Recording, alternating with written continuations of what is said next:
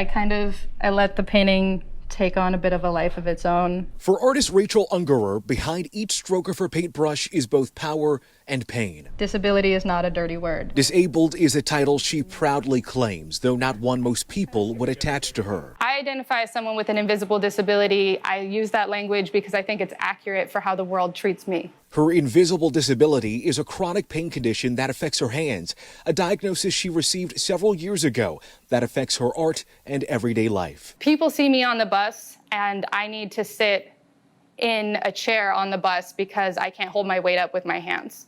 I will literally fall on my face.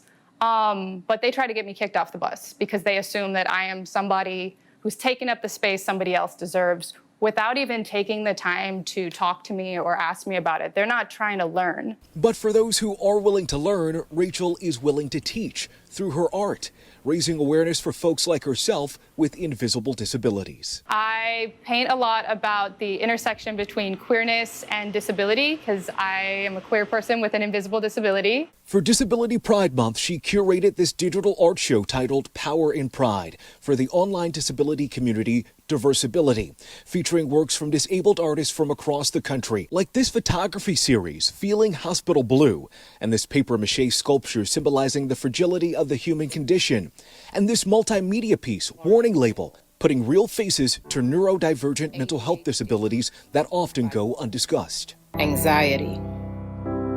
It's easy to judge the outside when you don't know what's going on inside. Oakland-based artist Marnika Shelton created the piece. It was actually cathartic and heartening to be able to do the piece. You know, talking about invisible disabilities and the things that people don't see. Recently diagnosed as bipolar, this artwork had an urgent meaning for her. It's easy to see when someone's got something physical on the outside and people still judge them for it or consider them different.